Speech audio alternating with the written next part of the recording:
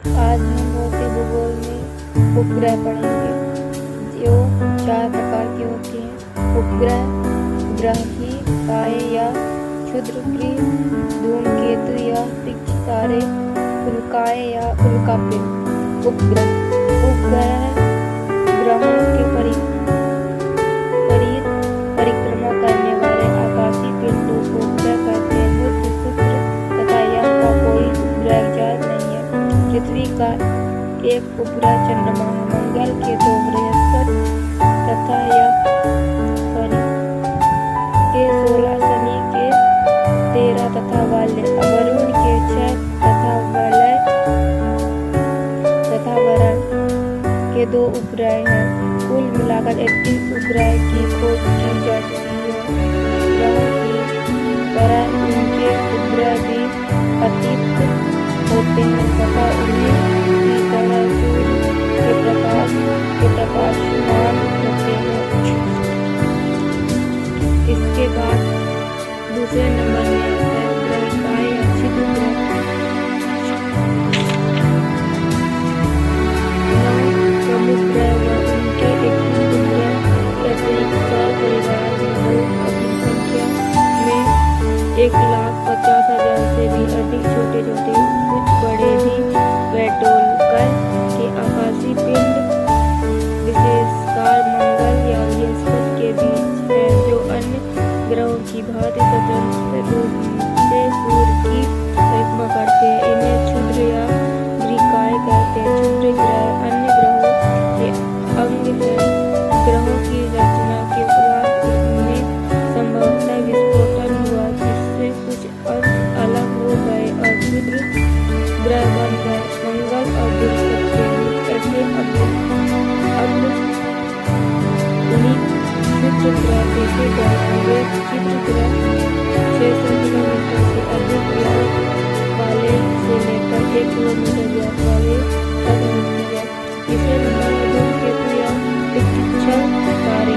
कभी कभी आकाश में कोई चमकीला पिंड सूर्य की ओर आता दिखाई पड़ता है, जिसे धूमकेतु कहते हैं। जब यह अत्यंत चमकीली गोलाकार पिंड सूर्य के समीप आता है तो उसे पुच्छ की तरह की एक संरचना उत्पन्न होती है। जैसे जैसे यह सूर्य के निकट आता जाता है, उसकी पिच लंबाई हो जाती है। पुच्छ के कारण इसे पिक्सल तारा भी कहा है। अंत में सूर्य के गिर्द घूमकर यह पुनः दूर चला जाता है। अधिक दूरी पर चले जाने से उन्हें नहीं दिखाई दे सकता है। धूमकेतु भी सौर परिवार का एक सदस्य माना जाता है, क्योंकि यह भी अपनी दीर्घवृत्तीय कक्ष में सैकड़ों वर्षों में सूर्य की परिक्रमा पूरी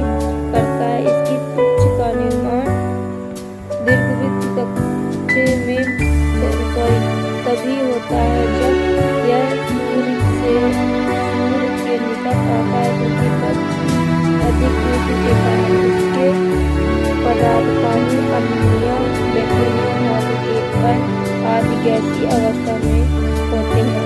आज तक करीब 1000 धूमकेतु देखे जा चुके हैं, जिसमें कुछ अनुभवी कहते हैं पता किस समय के लिए दिखाई देते हैं और वे सदा के लिए अंतर्ध्यान या नष्ट हो जाते हैं। एक निश्चित समय के बाद पुनः दिखाई देने वाले धूमकेतु को धूम-आवर्ती धूमकेतु कहते हैं। उदाहरणार्थ, धूमकेतु में सर्वप्रसिद्ध हेली की धूमकेतु 76 साल में सूर्य का एक चक्कर लगा देती है, तभी हर और 76वें वर्ष पर दिखाई पड़ता है।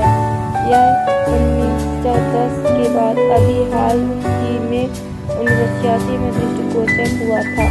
उल्काएँ तथा उल्कापिंड आकाशीय पिंडों के अतिरिक्त छोटे-छोटे अद्वितीय आकाशीय पिंड सूर्य की परिक्रमा करते हैं।